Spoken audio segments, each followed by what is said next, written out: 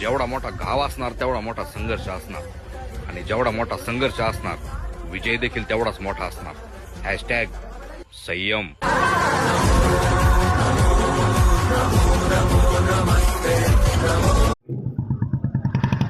आजची जी प्रवचन रूपी सेवा आहे, वास्तविक पाहिलं अगोदरच त्यांचं सुंदर असं प्रवचन या ठिकाणी चालू होतं आणि